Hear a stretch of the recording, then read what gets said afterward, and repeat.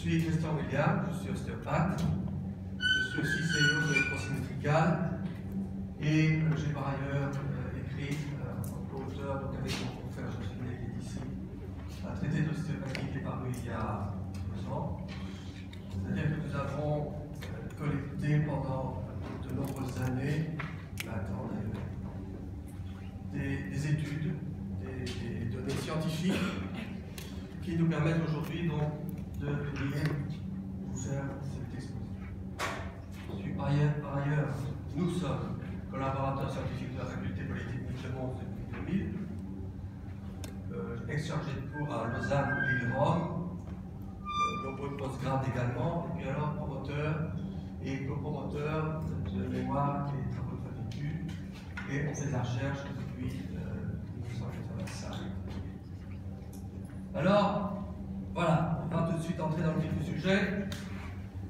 Nous allons télécharger sur notre smartphone, nous en aurons l'occasion, ProSim, Body Balance Control. Nous allons voir cette image, puis nous allons voir un mode d'emploi. Et puis, l'athlète que voici va placer ce smartphone sur un brassard et on va lui demander pendant 30 secondes de ne pas bouger pour enregistrer ses oscillations. Étant immobile, on aussi. Donc, il va lancer lui-même l'application, ce que le professionnel peut faire en cabinet évidemment sans problème aussi, et puis on va attendre 30 secondes. Et là, il ne peut pas bouger, et il bouge. Il bouge. Ce qui fait que de 30 secondes, on va avoir un bilan de sa stabilité posturale, un bilan de ses oscillations.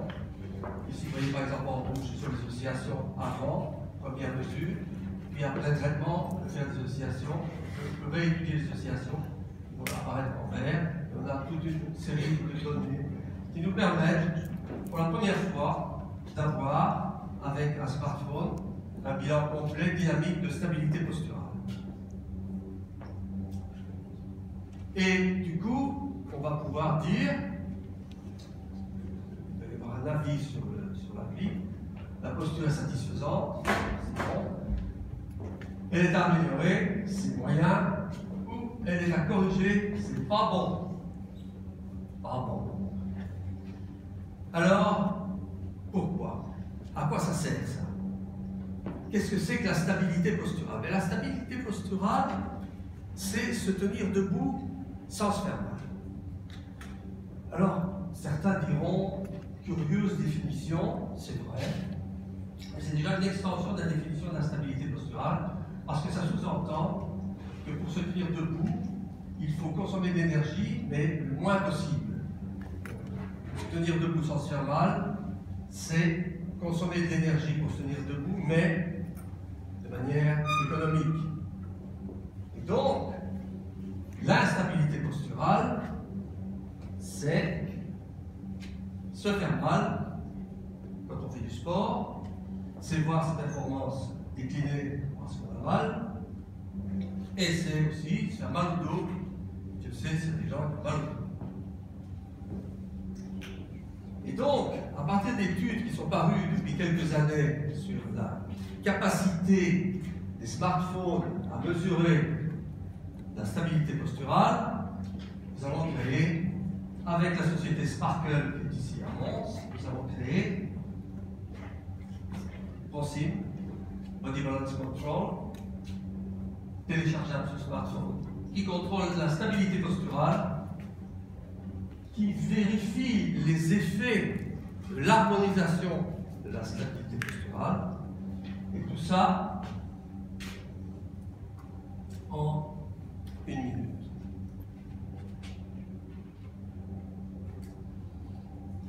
Bien.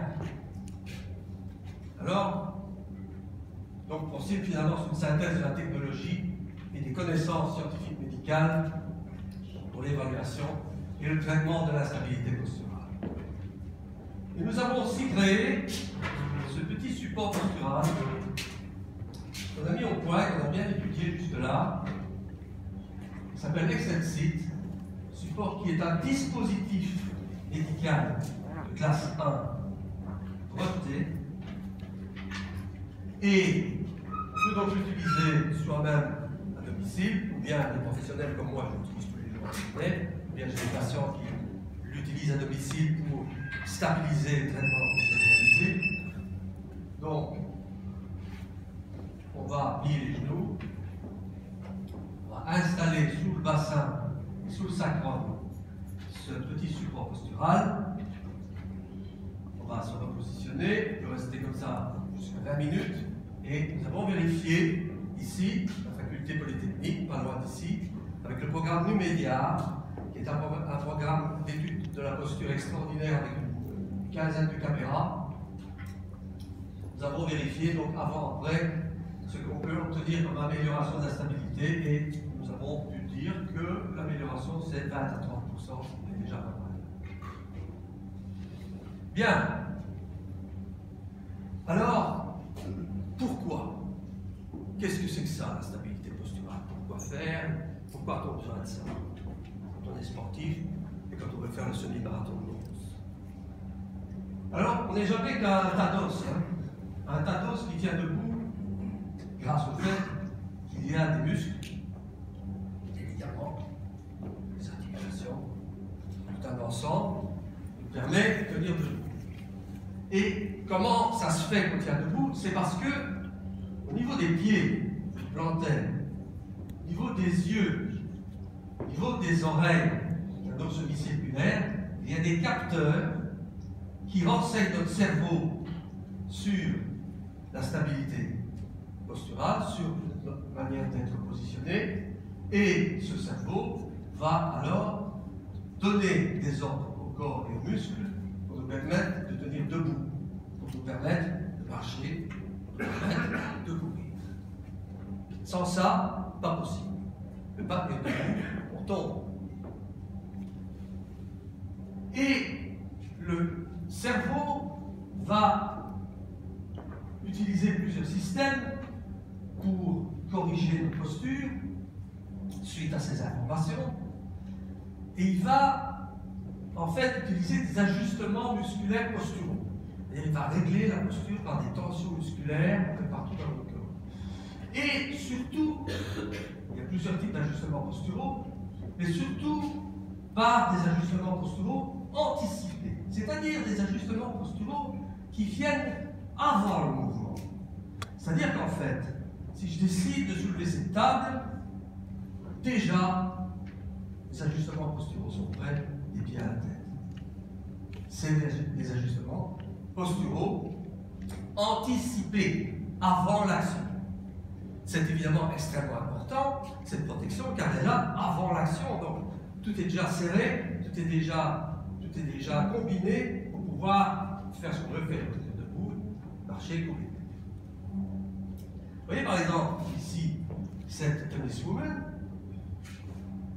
elle va pouvoir faire son geste et elle va pouvoir ne pas tomber parce qu'il y a toute une série d'ajustements posturaux anticipés, ici, des pieds jusqu'au bout de son bras qui s'organisent comme une espèce de chaîne, si vous voulez, qui va lui permettre de faire ce geste et de tenir debout.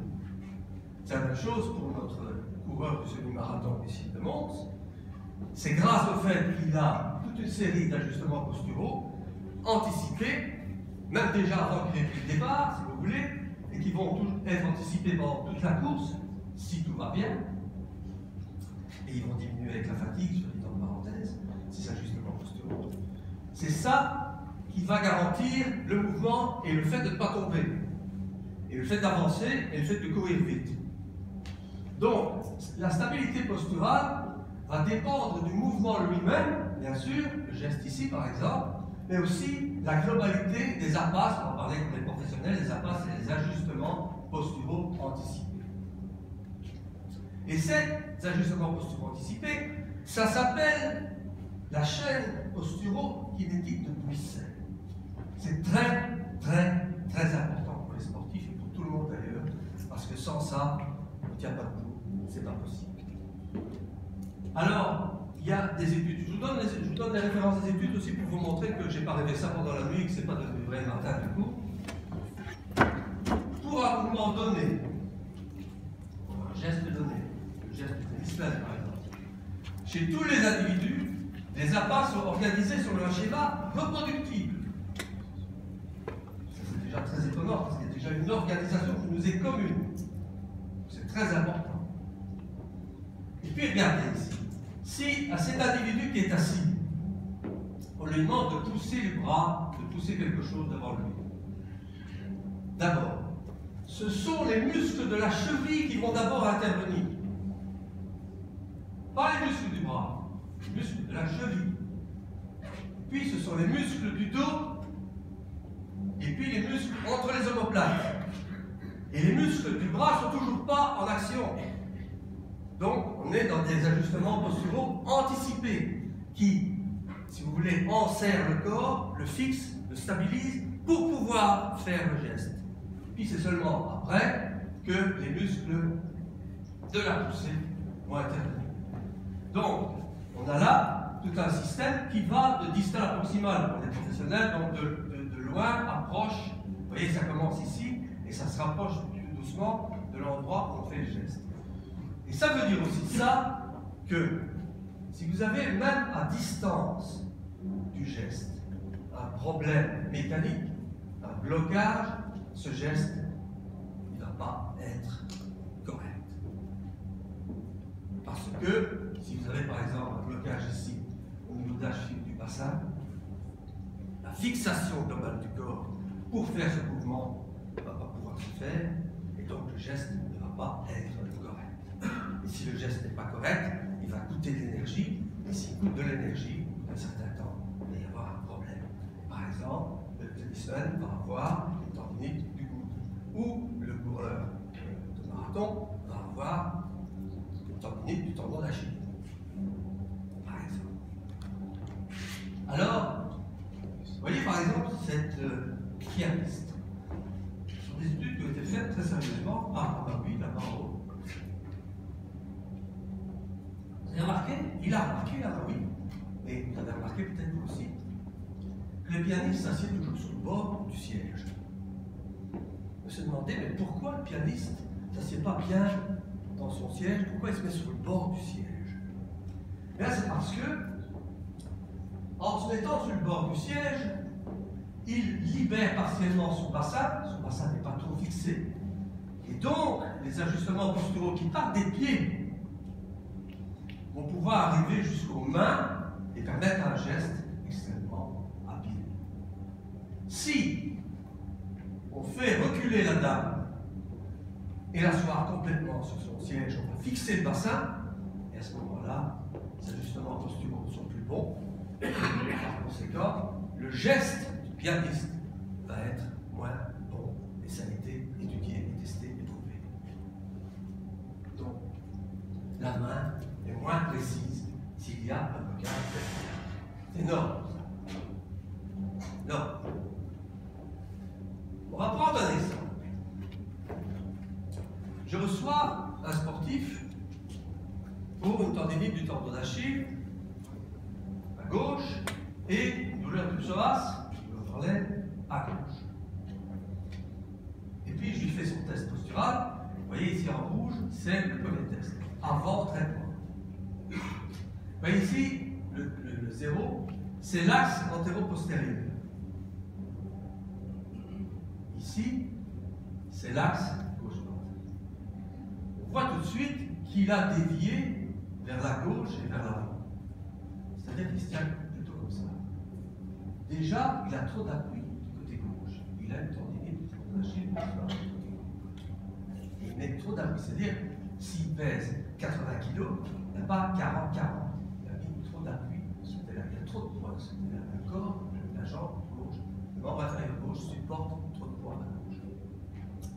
Alors, on étudie ces oscillations, c'est-à-dire, pendant 30 secondes, il est là et il ne bouge pas. Il ne bouge pas et il bouge. Et il bouge à 177,59 mm².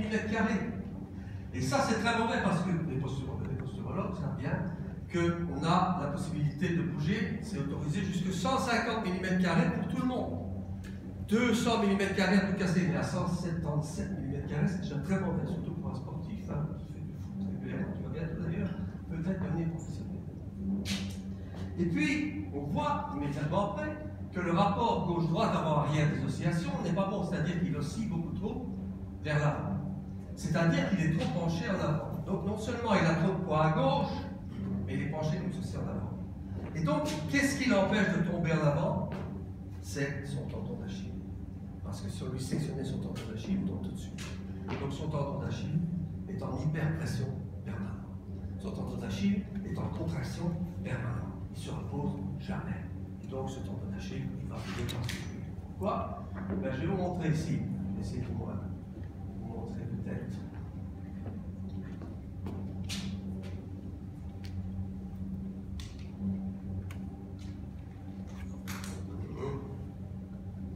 Voilà.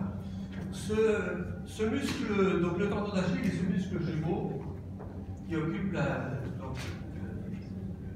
muscle gastrocnémien, qui occupe toute la partie postérieure de la jambe. Vous voyez, ces très belles images de l'Université de Lyon.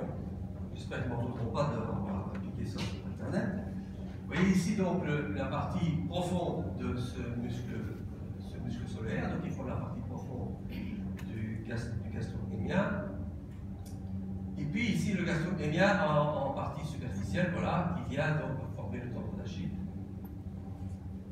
Muscle donc qui a une insertion ici au-dessus sur le fémur. Attention, sur le fémur. Là.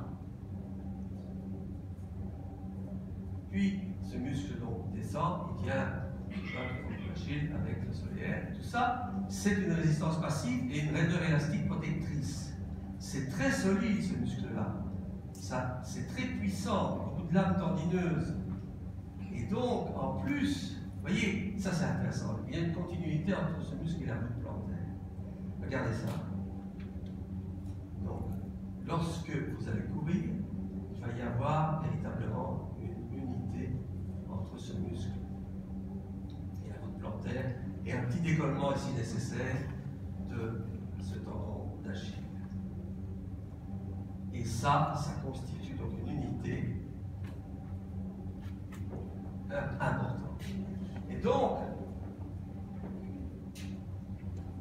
si la tension musculaire dans ce muscle augmente et dépasse le niveau normal, elle contrarie la stabilité posturale, surtout s'il est symétrique. Pourquoi? Parce que le muscle, pour pouvoir retenir le poids de ce monsieur, qui est trop penché en avant et à gauche, le muscle ici, le tendon d'Achille et le muscle donc, du mollet, va devoir se contracter de manière permanente. Et donc, pour se contracter de manière permanente, il va devoir prendre appui sur là où il s'attache, c'est-à-dire notamment sur le fémur. Mais à ce moment-là, il va commencer à tracter sur le fémur et il va provoquer une flexion du fémur. Et on va retrouver l'individu avec un petit flexion du genou. C'est-à-dire que le genou ne va plus bien en extension parce que ce muscle ici l'a amené dans une position de flexion. On retrouve l'individu comme ça. Et à ce moment-là, il a une flexion du genou et il a aussi une flexion du bassin, c'est-à-dire de la cuisse sur le bassin. Et donc il a un psoas et par conséquent, il va y avoir une tension extrêmement importante dans ce tendon d'Achille. Et qu'est-ce qui va se passer? Eh bien ça, imaginez que ce sont les cellules qui composent le tendon d'Achille. Et ces cellules-là, en fait, toute structure du corps a besoin de mouvement. A besoin de mouvement alterné, pas d'une pression continue, pas d'une tension continue, d'un mouvement transitoire que le muscle puisse se reposer de temps en temps. Mais dans ces conditions-là, on l'a vu, le tendon d'Achille ne se repose plus jamais. Et donc, par conséquent, ces cellules vont souffrir. Ces cellules, normalement, elles sont en équilibre si elles reçoivent un poids normal. Elles sont situées dans un coussin, et ça, tout va bien. Puis, si elles reçoivent une pression trop importante, ces cellules vont souffrir, l'équilibre va disparaître, et vont apparaître alors des agents pro-inflammatoires et la douleur. Donc, on comprend pourquoi ce patient a une tendinite du tendon d'Achille. D'abord, il met trop de poids sur ce muscle, et puis ce muscle va se modifier petit à petit, il va souffrir, il va devenir beaucoup plus rigide, et par conséquent, à ce moment-là, vont apparaître les agents pro-inflammatoires et la douleur. Et ce sera la même chose au niveau du psoas. Et dans ces conditions-là, on va voir apparaître les tendinopathies du psoas, les trochantérites, les tendinites du tendon rotulien, du tendon d'Achille, périostite, parce que le muscle tracte trop sur la membrane osseuse. Facile plantaire, vous avez vu la relation entre ce muscle et la voûte plantaire. S'il est trop rigide, ce muscle, la voûte plantaire devient rigide. Or, attention, lorsque vous courez et que vous posez le pied au sol, votre pied doit faire amortisseur. Et à ce moment-là, il y a 20% du poids du corps qui sont éliminés. Mais si la voûte plantaire est rigide, l'amortisseur c'est fini, ça colle, et à ce moment-là, vous attrapez une fascite plantaire. Parce que le poids du corps n'est plus éliminé et il y a un choc permanent.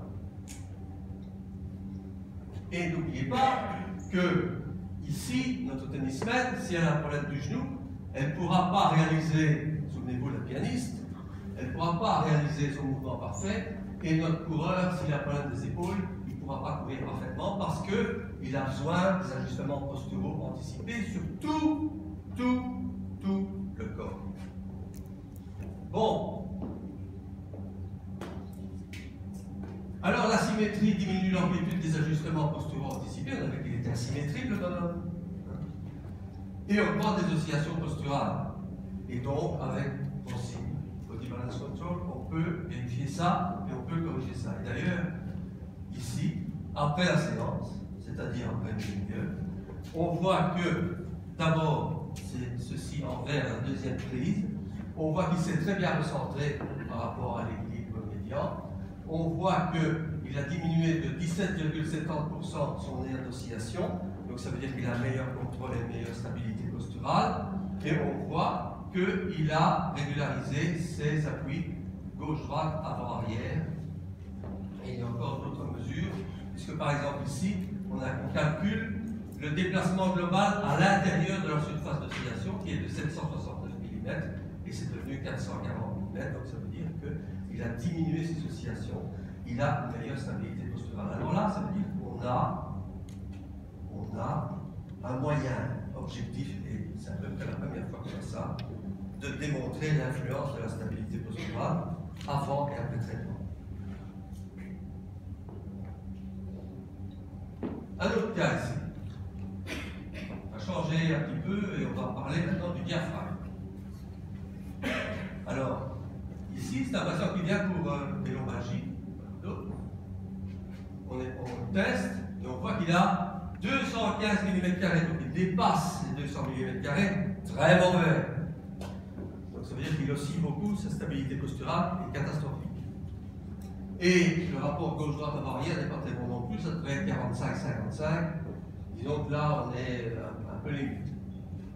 Regardez ici, donc, pour vous dire quand même qu'on peut faire les choses, on peut avoir très vite, comment dirais-je, la preuve qu'on a agi. Donc, à 9h43, on fait ce test, et à 10h04, il est descendu à 98,26 mm², et il a récupéré une stabilité normale.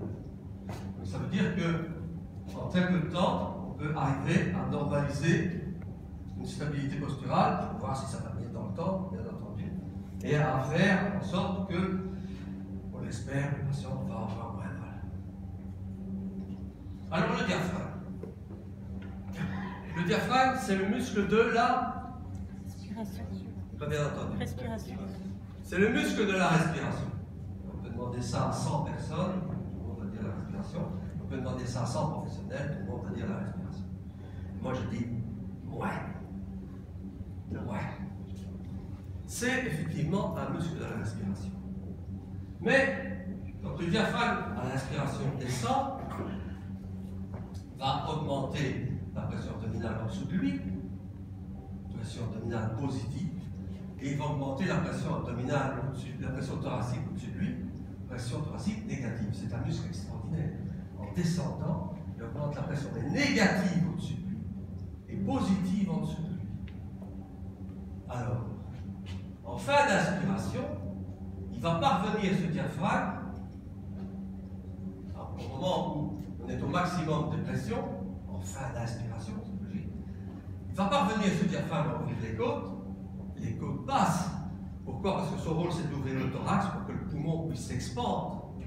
D'accord? C'est le muscle de la respiration, vous l'avez quand même bien dit. Oui, mais simultanément, il va augmenter la pression négative ici et il va fermer le thorax supérieur. Donc il fait une action contraire à ce qu'il devrait faire. Normalement, il devrait ouvrir le thorax, il l'ouvre en bas et le ferme au-dessus.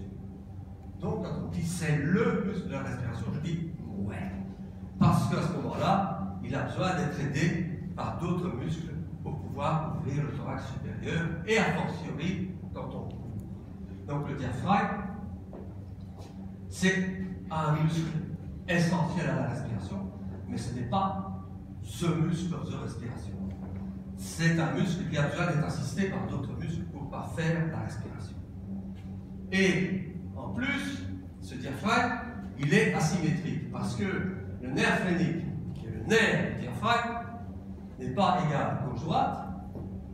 Et si on regarde fonctionner le diaphragme, aucune partie du diaphragme gauche-droite avant rien ne fonctionne ensemble. Donc c'est dissymétrique au possible. C'est très inattendu, je sais. Mais c'est comme ça. Et d'ailleurs, vous voyez cette étude ici en 2002, on considérait déjà le diaphragme comme deux muscles. Une partie antérieure et une partie postérieure. Et en plus, si on stimule le diaphragme que à gauche, eh bien on contracte que la coupole diaphragmatique gauche. Donc je dis, moi, le diaphragme, c'est même 4 muscles.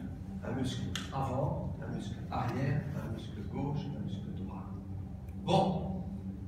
Mais le diaphragme a une fonction posturale quasiment aussi importante, si pas plus importante, que la fonction respiratoire.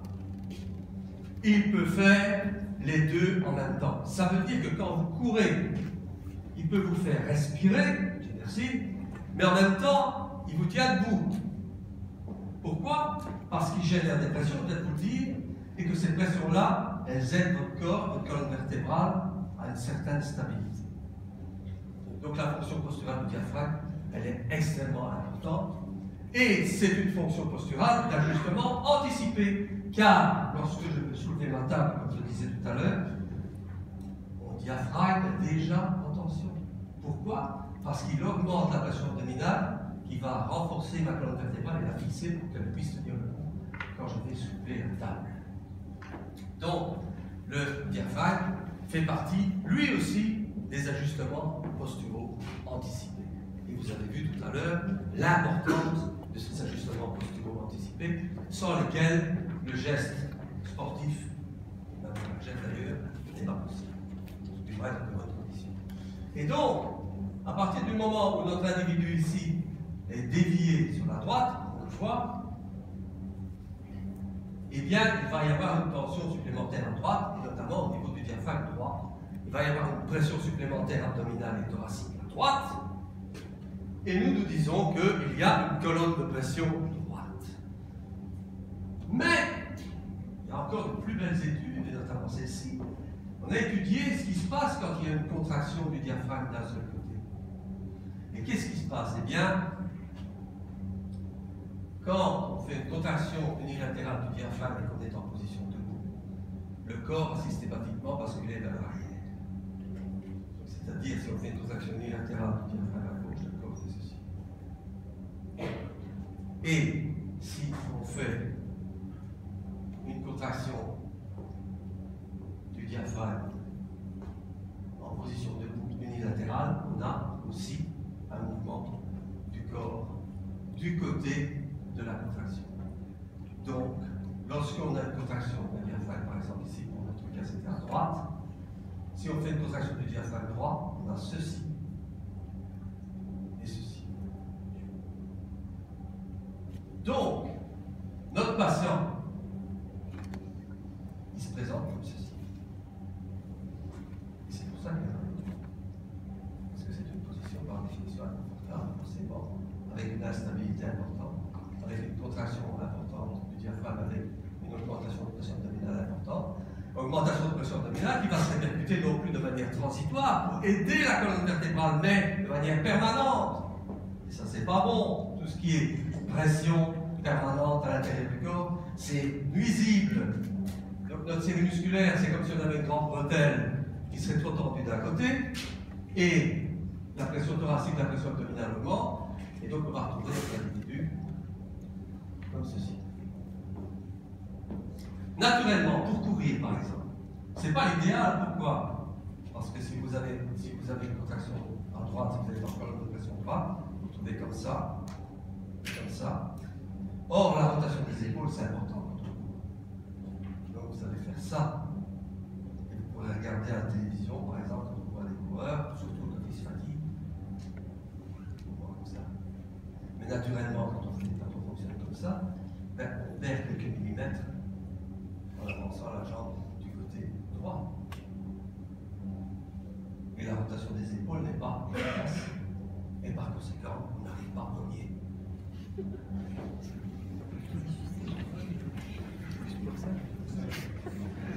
Embêtant. Et il y a encore autre chose, parce que pour revenir à la stabilité posturale, plus, je l'ai dit ça en anglais, plus il y a de la tension asymétrique dans le thorax, eh ben, plus il y a un effet perturbant sur la posture. Et à ce moment-là, on n'est plus dans une stabilité posturale, on est dans une instabilité posturale, c'est-à-dire énergivore. Et cette énergie-là, que vous consommez pour rester debout, vous ne pouvez pas l'utiliser pour votre sport.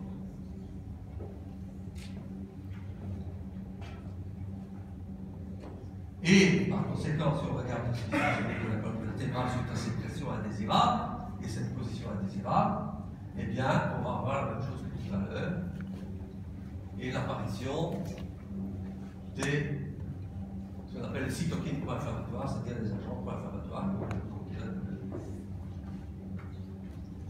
Alors sur le long terme, ce genre de choses, donc là on peut l'avoir des deux côtés évidemment. Il faut savoir aussi que toute augmentation de pression abdominale se répercute par une augmentation de pression thoracique et par une augmentation de pression au niveau crânien, ce qui peut expliquer des maux de tête suite à une instabilité posturale très fréquente, migraine, lombalgie, dorsalgie, cervicalgie, sacralgie, céphalée, etc. Et aussi des problèmes de membre supérieur, périarthrite de l'épaule, parce que cette position-là n'a pas favorisé le fonctionnement de l'épaule de manière normale. Problème de canal carpien. Et ici, au membre inférieur, on revient sur ce qu'on disait tout à l'heure avec les tendinopathies, les facilités plantaires, etc. Encore quelques études, si j'ai encore un peu de temps, oui, 5 minutes. Ici, donc une étude de 2014 sur l'utilité, justement, je viens de vous en parler, sur l'utilité de la rotation des épaules. Est-ce qu'on pourrait courir comme ça? Ben non, puisqu'on a besoin d'aide. Si on a une facilitation dans un sens, c'est pas mieux non plus. Et donc, le balancement des bras réduit le coût métabolique dans la course. Il assiste la rotation du torse. Il apporte un bénéfice biomécanique dans la course, mais s'il est symétrique, s'il est asymétrique, eh bien, ça n'est pas bon. Et ça ne dépend pas de la latéralité gauche-droite. Ça n'a rien à voir. Les boîtiers rouges. Alors, il y a une relation significative entre la capacité à limiter les oscillations et la performance. Je cite toute une série d'études ici. La symétrie du pas ne doit pas être négligée dans les études sur l'efficacité de la course. Tout l'intérêt de faire un bilan de stabilité posturale. La symétrie posturale augmente la dépense d'énergie. Je l'ai dit. Réduire la symétrie est essentiel pour améliorer les performances et pénétrer les suites des membres inférieurs, pour les basketteurs d'ailleurs. Les coureurs kényans, comment ça se fait qu'ils vont si vite ces gars-là? Ben, il y a plusieurs raisons, on ne peut pas faire ce que je n'ai pas dit, mais on remarque qu'ils sont plus symétriques que les autres. Et savoir pourquoi, on ne sait pas. Hein? Voilà. Lorsque le coureur augmente sa vitesse, oui, ça c'est intéressant aussi, les oscillations vont augmenter. Pourquoi? Avec la fatigue, évidemment, le contrôle de la stabilité posturale diminue, les oscillations augmentent, et par conséquent, l'efficacité de la course va diminuer. Et donc, contrôler le balancement et la stabilité du corps et de la tête est important dans la course sur longue distance. Et alors, il y a ça aussi, c'est que si vous êtes en instabilité posturale, eh bien, vous avez 7 fois plus de chances de devenir torse que celui qui a une bonne stabilité posturale.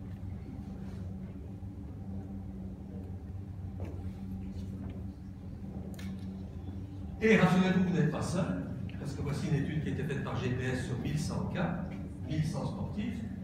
Ceux en jaune, ils sont en réhabilitation, donc ils ont été blessés sur la réhabilitation. Les autres, ils sont normaux. Ça, c'est 0. Ce qu'on tolère, c'est ça. Et donc, tous les autres ont une instabilité posturale. Vous voyez que c'est pas rare. Hein?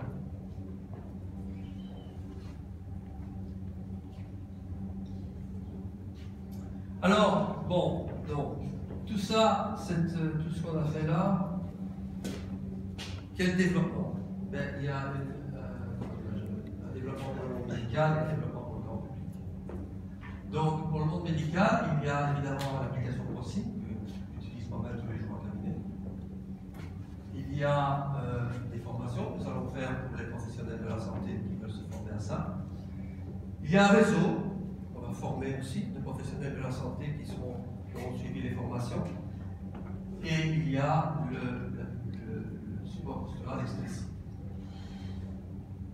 Quelle population dans le monde médical qui pourrait être intéressée et qui pourrait par conséquent vous aider si vous avez nécessité d'avoir un cours d'un thérapeute? Ben, les médecins du sport, les kinés, les ostéos, les podologues, posturologues qui vont donc vous examiner et vous être conseillé de porter des semaines. Et vous voyez ici, on a fait un test. C'est un seul test, mais enfin c'est quand même intéressant. On a mesuré d'abord, ici en rouge, les oscillations avec semelle. Et puis en vert, on a tiré les semelles et on a fait le test d'oscillation. Et on voit qu'il y a une augmentation de l'air de 53%. C'est-à-dire que les semelles diminuent de manière correcte l'air d'oscillation. C'est pas, hein? C'est-à-dire que donc, vous voyez, on peut voir comme ça que les semelles sont efficaces parce que sinon ils passent de 37 mm² à 57 mm² et sa stabilité, donc, le parcours qu'il fait ici 315 mm au lieu de 193, et donc il a aggravé son cas de 53%. Donc ces semelles fonctionnent bien pour les posturologues, c'est intéressant aussi de se former à ce genre de choses pour pouvoir donc aider les patients. Puis les préparateurs sportifs, les coachs sportifs, tout ça évidemment, les coachs sportifs, bien, devraient être potentiellement, je vais dire, intéressés par ce genre d'approche. Puis l'application ProSim sera téléchargeable donc à iPhone et Android avec une version spéciale pour les professionnels de la santé. Il y aura des formations, notamment des formations par e-learning, c'est-à-dire que les professionnels recevront par Internet le programme à étudier. Il y aura aussi une partie pratique. La constitution du réseau, donc, qui permettra pour les patients à la recherche d'un praticien de trouver aisément le praticien le plus proche de chez eux qui figurera sur le réseau et qui pourra les aider, quel qu'il soit. Pouvoir suivre le traitement du patient qui fait des postures à domicile, comme moi j'ai beaucoup de patients qui font des postures à domicile, ce sera intéressant de suivre aussi qui les font et qu'est-ce que ça donne comme résultat. Et puis alors évidemment, il y a le procédé d'harmonisation de la symétrie posturale, qui est donc toute une série de techniques qui sont applicables par les ostéopathes, les kinés, etc., pour pouvoir résoudre les problèmes des sportifs. Mais le sportif, ici il y a peut-être des professionnels, mais la plupart sont des amateurs, je pense, et donc le sportif amateur, il travaille. Le sportif amateur, il est assis à son bureau, et le sportif amateur, il est peut-être mal assis à son bureau. Et donc, avec ProSim Body Balance Control, nous allons créer un programme de contrôle de l'ergonomie. C'est-à-dire de savoir si vous êtes bien placé vraiment avec une objectivation scientifique lorsque vous êtes occupé à votre travail. Parce que, évidemment, si vous faites déjà mal à ce moment-là, vous avez évidemment beaucoup de chances de pouvoir participer au semi-marathon de Mons. Pour ce qui est du grand public, eh bien, il pourra télécharger aussi l'application ProSim, il pourra avoir recours au réseau, il pourra se procurer le support postural explicite, il pourra même le trouver en pharmacie si tout va bien.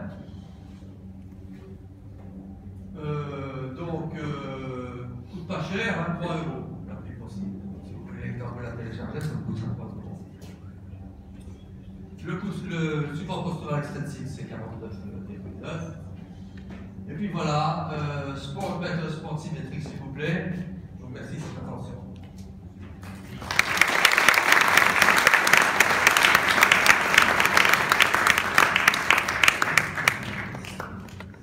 Si vous avez des questions, je vais essayer de répondre.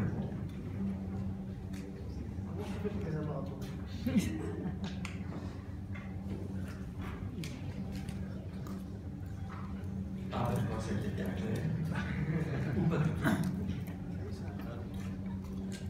Oui, juste une question pratique. Donc là, après cette conclusion, c'est que voilà, il y a des problèmes posturaux.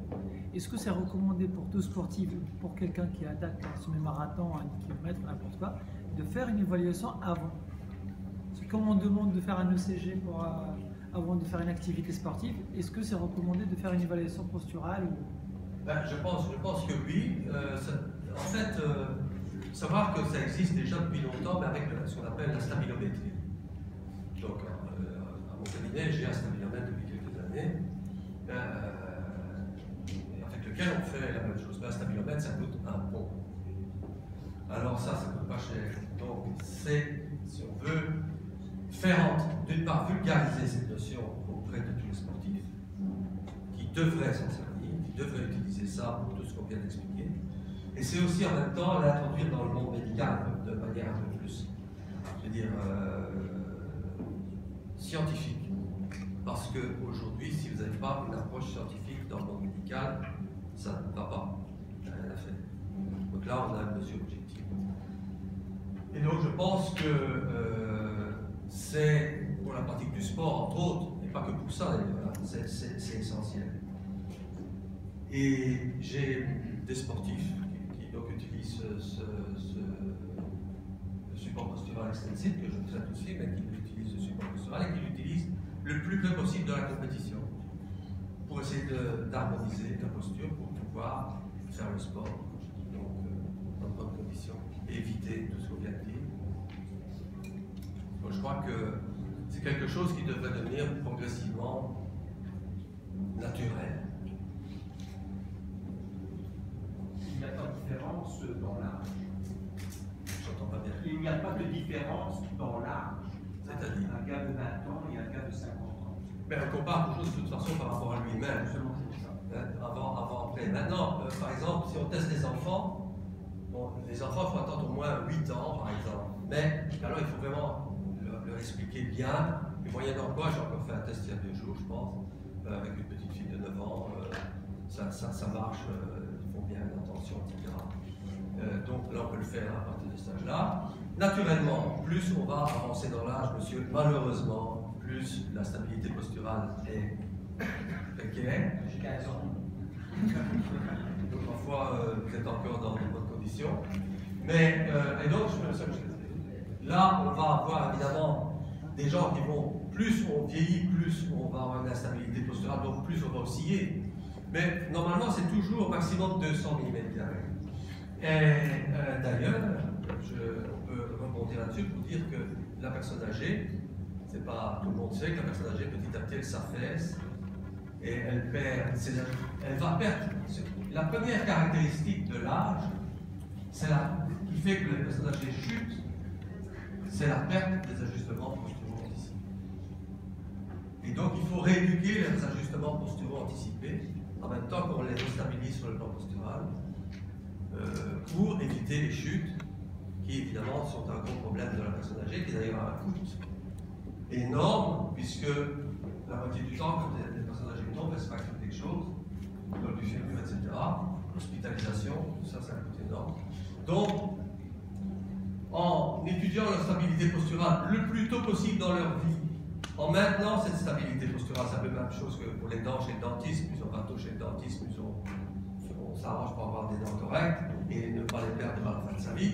Eh bien, la stabilité posturale, ça devrait être petit à petit la même chose, c'est-à-dire entrer dans les habitudes des professionnels de la santé, d'utiliser ça pour traiter leurs patients de manière objective et le public d'utiliser ça très facilement sur un smartphone et pour les personnes âgées, en tout cas pour les thérapeutes sont là.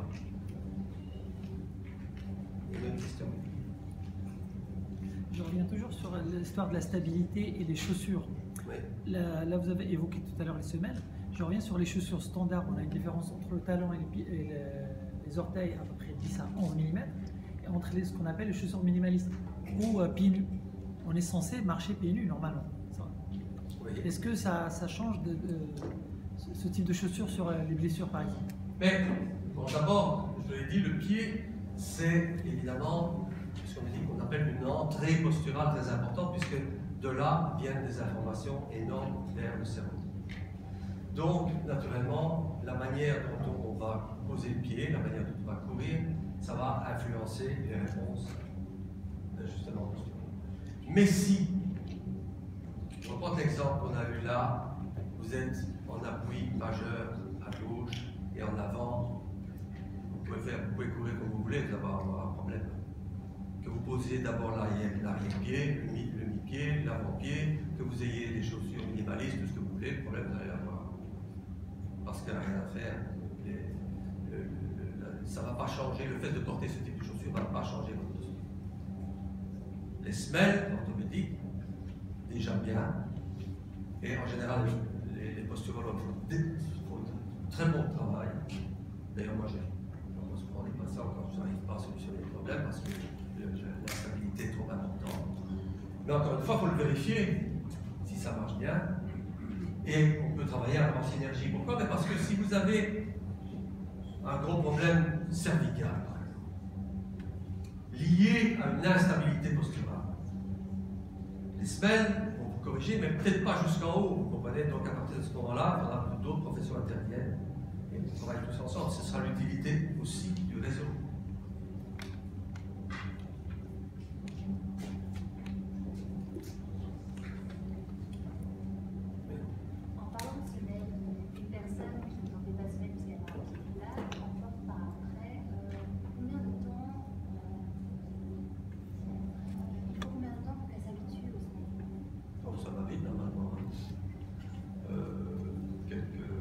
Pour qu'elle s'habitue, attention, c'est peut-être une nuance dans ce que vous dites, pour qu'elle s'habitue, je dirais quelques jours, pour que ça ait une efficacité, il faut à peu près 3 semaines à un mois. Même si elle reprend la course à pied. Avec les semaines. Avec les semaines. Oui, il faut 3 semaines à un mois pour que ça agisse. D'ailleurs, si j'envoie un patient chez le posturologue, je demande de revenir un mois plus tard, un mois après qu'il ait les semaines. Ça ne sert à rien de le revoir tout de suite, il faut le temps que ça fasse effet. Je voudrais encore dire un mot, tiens, tant que j'y pense, pour les dames, ici. Vous savez que malheureusement, en cas de grossesse, après l'accouchement, il y a souvent une douleur du dos. Et figurez-vous qu'il y a une commission européenne qui s'est penchée sur le problème, qui s'appelle WG4-COSB13, qui a étudié la sacroiliaque et lombaire pour savoir pourquoi les femmes dans le postpartum, donc après l'accouchement, souffraient du dos et qu'est-ce qu'on pouvait faire. Et le seul critère qui est ressorti, sur lequel on peut se fier, c'est une asymétrie posturale. C'est-à-dire que l'asymétrie posturale va perturber le fonctionnement de la sacroiliaque, va perturber le fonctionnement du périnée, parce que le périnée est un muscle qui est quasiment plus postural que souteneur des organes génitaux, ou du moins c'est au moins équivalent. Et donc, si vous avez, mesdames, une asymétrie du bassin, eh bien, dans le postpartum, vous risquez statistiquement des douleurs lombaires et des douleurs sacroiliaques. J'entends pas ce qu'il y a.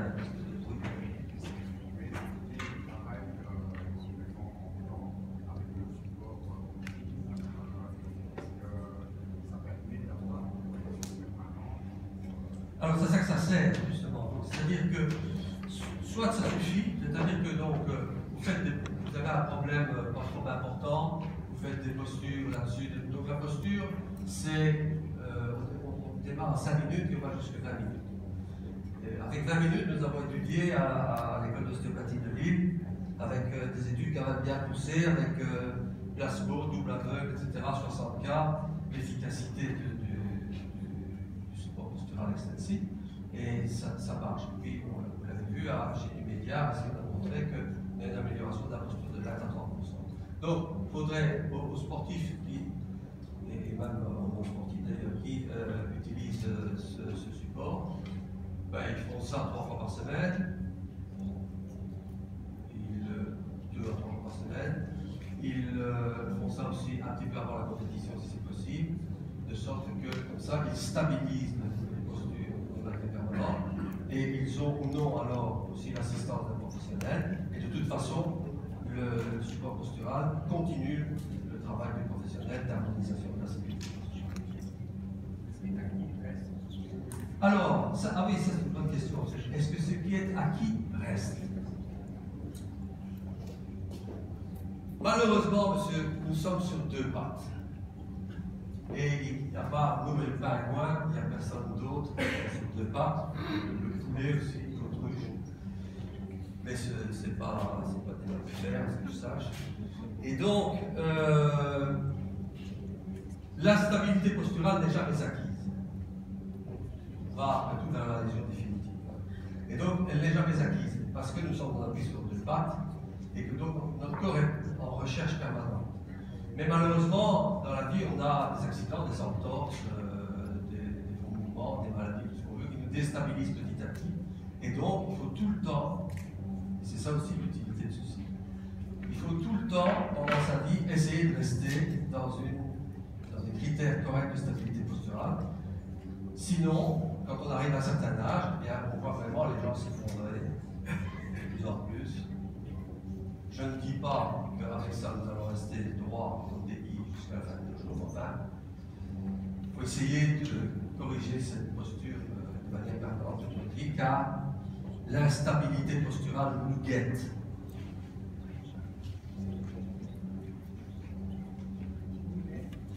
Après, par exemple, 2 heures ou 3 heures, vous garantissez que notre stabilité est toujours optimale? Non, justement, après 2 ou 3 heures, vous êtes fatigué. Donc, je l'ai dit tout à l'heure, plus vous êtes fatigué, moins les ajustements posturaux fonctionnent, plus vous êtes en danger, plus votre diaphragme est fatigué, moins vous respirez bien, moins il est bon sur le plan postural, plus vous êtes en danger, et ainsi de suite. Donc, c'est pour ça que, d'une part, on va en parler tout à l'heure, je pense, le conférencier, je ne sais pas. Voilà, il y a l'importance de la diététique, de la gestion du corps et de se refaire une santé après l'effort et donc de revérifier sa stabilité posturale. Pas immédiatement après parce qu'elle va être mauvaise, ça c'est clair, mais peut-être 2 jours après. Et si ça ne va pas, de la corriger. Parce que évidemment, le sport est énergivore, donc il met en danger. Sans compter les gestes inadéquats. Un caillou que vous rencontrez, vous tordez votre pied, et ainsi de suite. Et dans les autres sports, ben, les chocs entre les joueurs au foot, par exemple, ils sont comme ça. Donc, sans compter le genre de sport, par exemple, donc, le footballeur, on sait que du côté du kick, donc du côté du choc, s'il est droitier, il a un psoas plus dur, plus court, et donc déstabilisant de la colonne vertébrale, puisque le psoas, avec celui de l'autre côté, joue le rôle de stabilisateur sur le mât vertébral, mais c'est un piètre stabilisateur à partir du moment où il est plus fort d'un côté que de l'autre. Donc là aussi, il y a intérêt à essayer de remédier et de toujours revenir vers la stabilité. Autant que faire se peut. Bon, la stabilité parfaite et définitive, je vous dis, ça n'existe pas.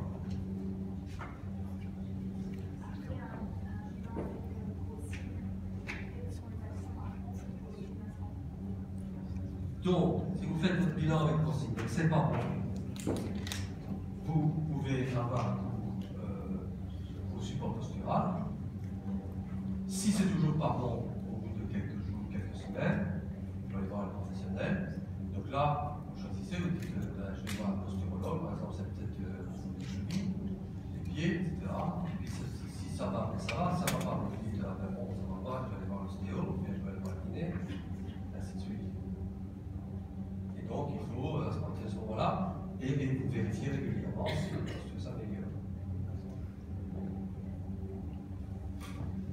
Donc voilà, je vous remercie de votre attention. Monsieur William, pour terminer, pouvez-vous expliquer pourquoi les chaussures amortissantes ne sont pas forcément préconisées? Ben, l'amortisseur idéal, c'est la voûte plantaire. Donc, si vous avez une voûte plantaire qui est bien souple, ça va bien amortir.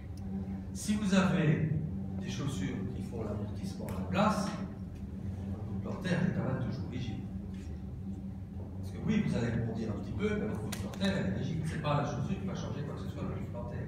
Vous avez vu la relation voûte plantaire, muscle du mollet, et donc votre muscle du mollet va rester rigide.